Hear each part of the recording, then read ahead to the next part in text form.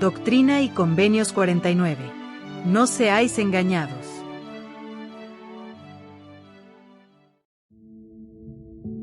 Versículo 2. Pero no toda.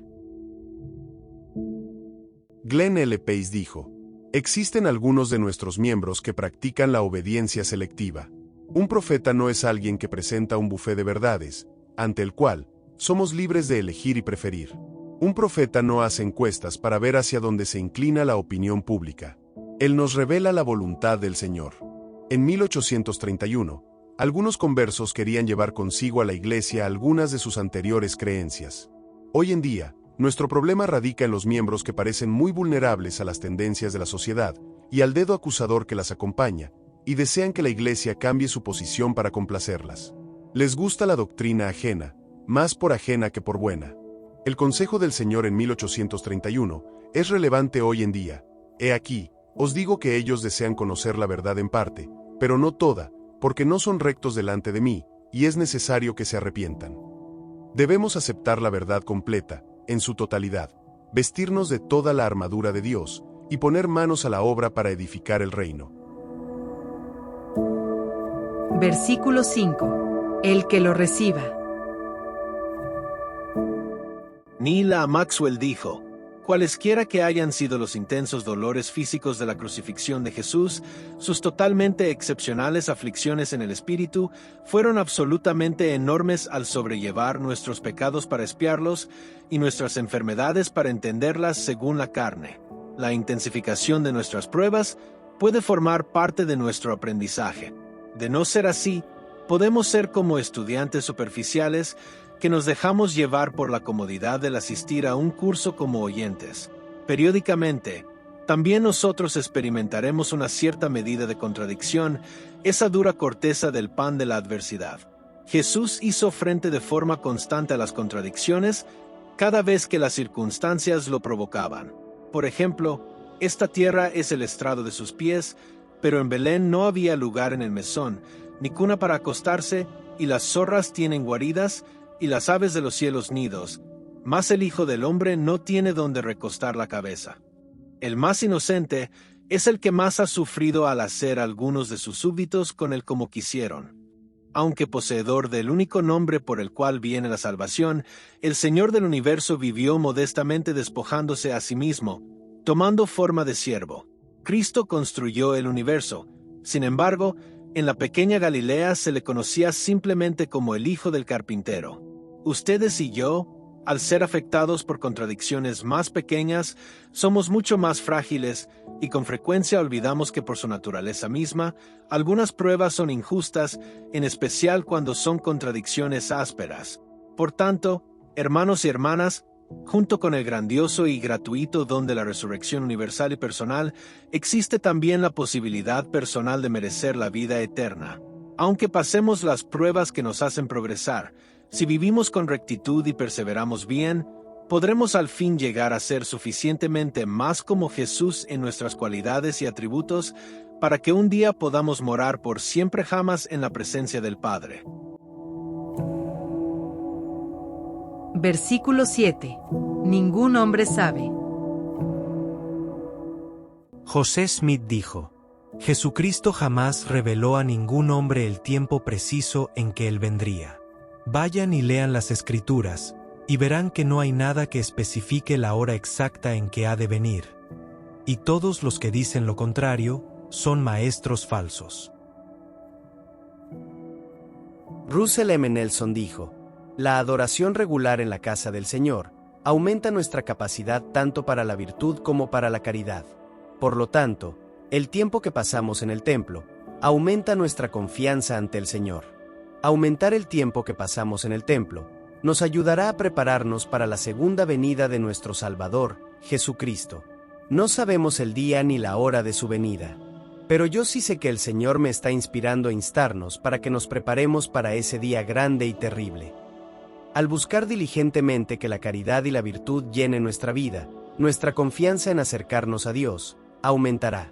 Los invito a dar pasos intencionales para aumentar su confianza ante el Señor. Entonces, al acudir a nuestro Padre Celestial con mayor confianza, Seremos llenos de más gozo y la fe de ustedes en Jesucristo aumentará. Comenzaremos a experimentar un poder espiritual que excede nuestras más grandes esperanzas. Versículo 14.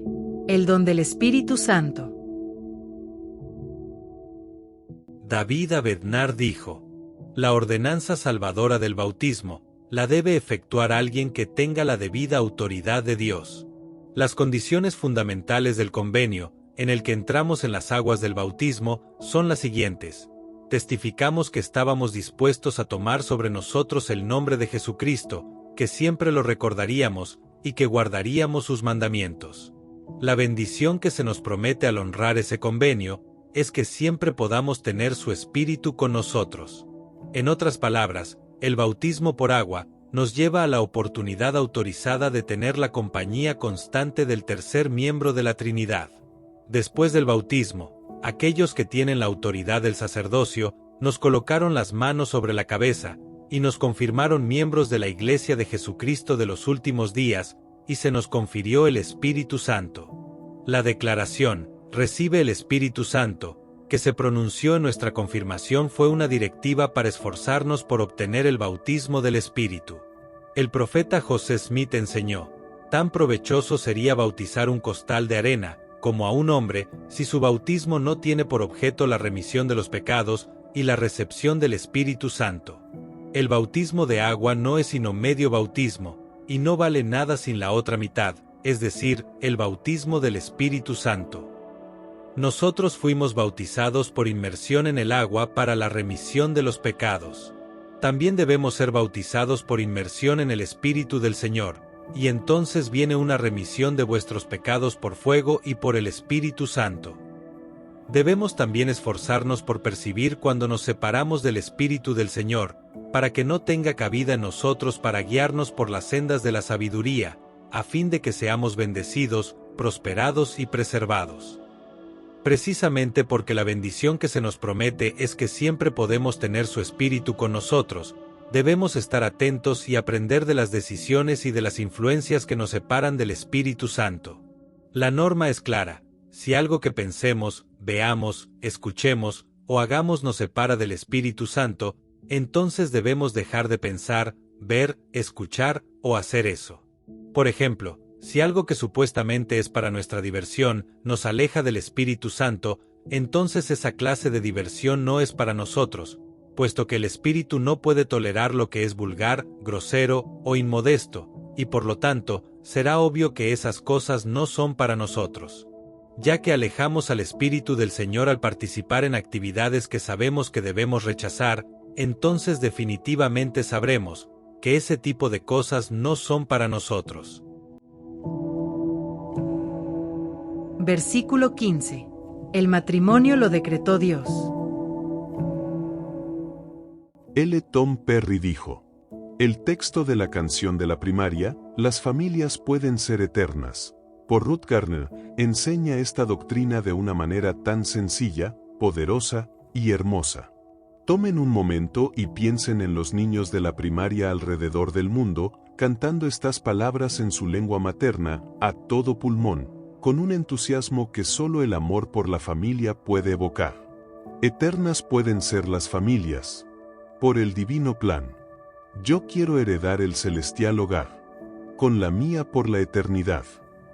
Toda la teología de nuestro Evangelio restaurado gira en torno a la familia y al nuevo y sempiterno convenio del matrimonio. Creemos que los vínculos matrimoniales y familiares pueden continuar más allá del sepulcro, que los matrimonios efectuados por quienes poseen la autoridad de vida en sus templos, seguirán siendo válidos en el mundo venidero. En nuestras ceremonias matrimoniales, se quitan las palabras hasta que la muerte los separe y en su lugar se dice, así por el tiempo como por toda la eternidad. También creemos que las familias tradicionales fuertes no solo son la unidad básica de una sociedad estable, de una economía estable y de una cultura de valores estable, sino que también son la unidad básica de la eternidad y del reino y el gobierno de Dios. Creemos que la organización y el gobierno de los cielos se establecerán en torno a la familia y a todos los parientes. Es debido a nuestra creencia de que el matrimonio y la familia son eternos, que como Iglesia, deseamos ser líderes y participantes en movimientos mundiales que los fortalezcan. Por eso compartimos nuestros valores centrados en la familia en los medios de comunicación y en las redes sociales. Por eso compartimos nuestros registros genealógicos y los nombres de nuestros parientes con todo el mundo. Queremos que nuestra voz se escuche en oposición a los estilos de vida falsos y alternativos que tratan de reemplazar la organización familiar que Dios mismo estableció. También deseamos que nuestra voz se escuche al afirmar el gozo y la realización que brinda la familia tradicional. Debemos continuar proyectando esa voz por todo el mundo y declarar por qué el matrimonio y la familia son tan importantes, porque el matrimonio y la familia realmente importan, y porque siempre será así. Versículo 18. Abstenerse de la carne.